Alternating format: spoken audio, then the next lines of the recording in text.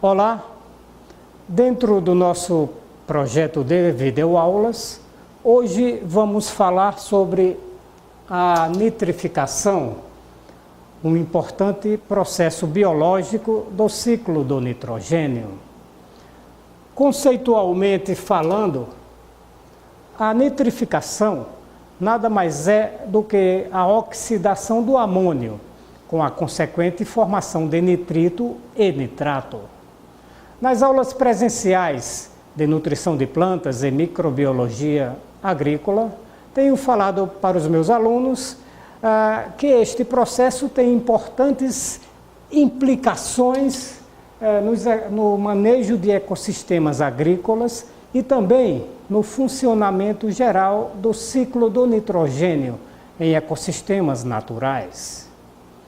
O primeiro passo da nitrificação é a transformação ou oxidação do amônio a nitrito, processo denominado nitritação ou nitrosação.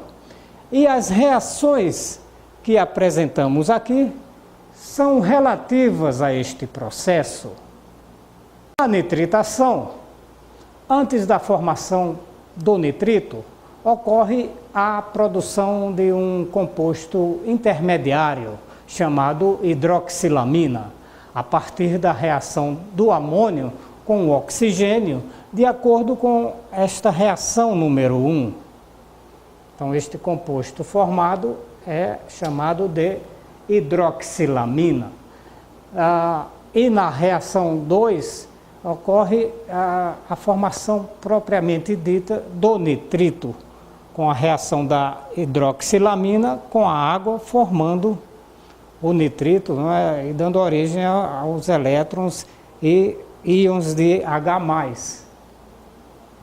As duas reações são mediadas por enzimas, que ficam localizadas na membrana das células bacterianas, sendo que na reação 1 temos a ação da enzima monooxigenase da amônia e na reação 2 temos a ação da oxidorredutase da hidroxilamina.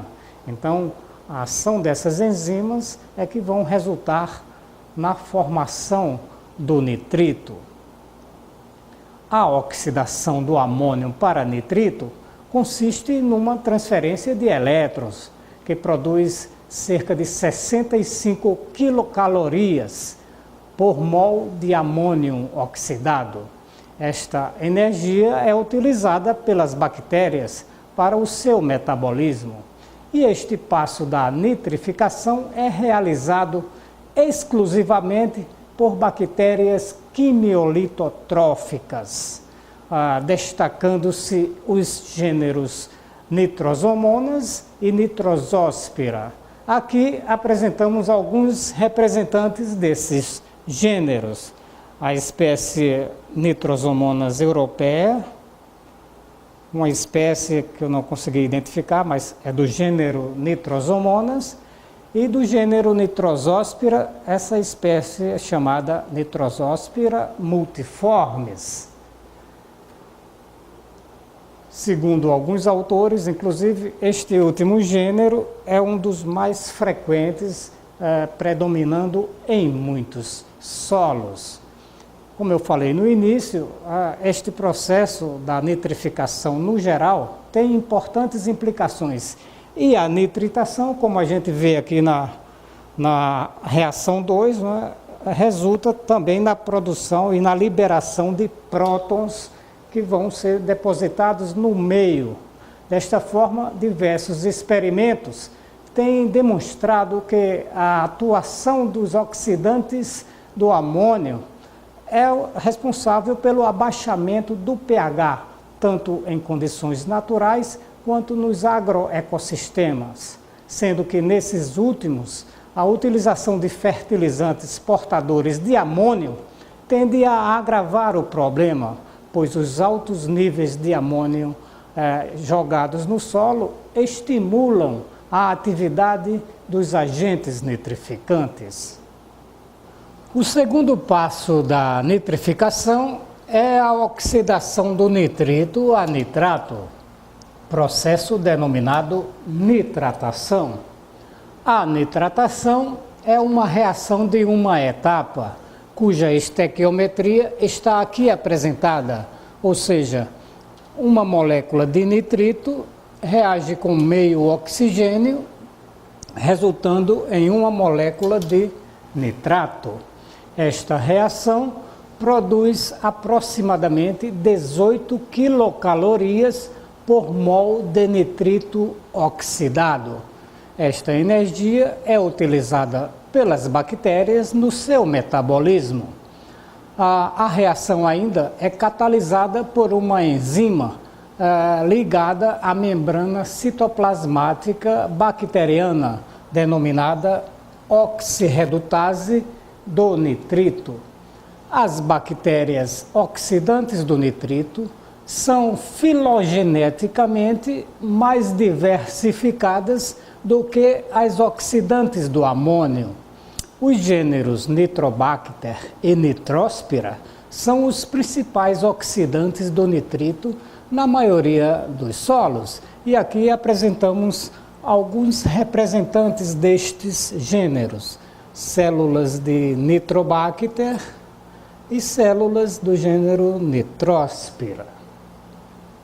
Assim como na primeira fase da nitrificação, a nitritação, também na nitratação vão ocorrer importantes implicações agronômicas e ambientais, as quais devem ser consideradas na tomada de decisões sobre as fontes mais adequadas de nitrogênio que devem ser aplicadas no solo.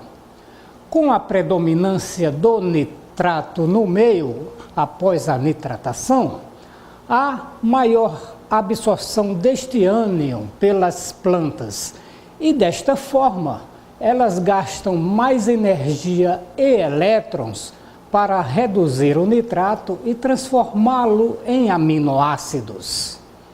Além disso, em condições anaeróbicas, uma boa parte do nitrato pode sofrer desnitrificação e voltar para a atmosfera na forma de N2, o que significa perdas financeiras no agronegócio.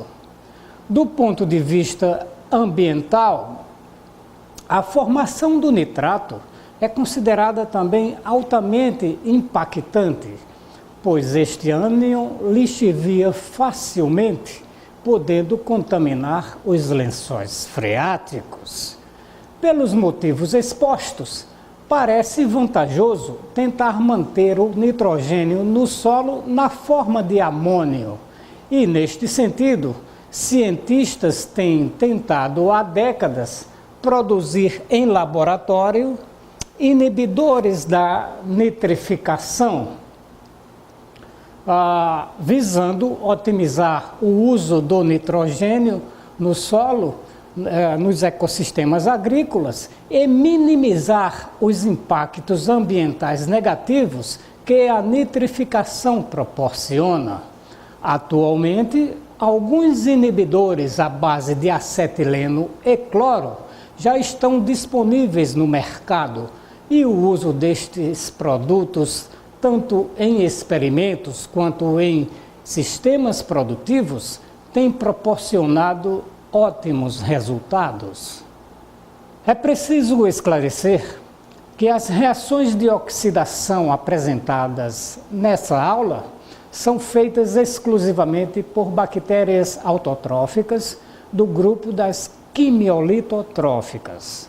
Contudo, trabalhos realizados em condições de laboratório produziram muitas evidências de que a nitrificação pode ser também de natureza heterotrófica. Assim, algumas bactérias quimiorganotróficas dos gêneros Alcalígenes, Arthrobacter, Pseudomonas e outros têm realizado nitrificação a partir do amônio e também a partir de formas orgânicas de nitrogênio. Também alguns fungos, como a espécie Aspergillus flavus e espécies dos gêneros Penicillium e Cephalosporium produzem nitrato na presença de amônio em laboratório. A contribuição dos heterotróficos na nitrificação do nitrogênio no solo ainda é motivo de debates, carecendo de estudos mais aprofundados. Estudos em cultura pura indicam, contudo, que a produção de nitrito e nitrato pelos heterotróficos é relativamente pequena, chegando a, no máximo, 1/10 daquela realizada pelos nitrificantes autotróficos. Aqui apresentamos ainda alguns micro-organismos heterotróficos nitrificantes, como bactérias do gênero Arthrobacter e esta espécie Pseudomonas aeruginosa, que são também nitrificantes heterotróficos. Finalizando, esclareço que as informações apresentadas nesta aula são apenas uma abordagem geral sobre nitrificação. Para saber mais sobre este fascinante processo biológico, recomendo essas 3 publicações que estão aqui na minha mesa. O livro de Paul e Clark, Microbiologia e Bioquímica do Solo, que é um clássico da microbiologia. Este aqui de Silvia e colaboradores, Princípios e Aplicações da Microbiologia do Solo, um livro que sugere aplicações práticas dos conhecimentos sobre micro-organismos do solo. E este aqui, em língua portuguesa, de Moreira e Siqueira, um ótimo livro que deveria ser adotado em todos os cursos de microbiologia agrícola de nível universitário no Brasil. Era isto que tinha para hoje. Obrigado.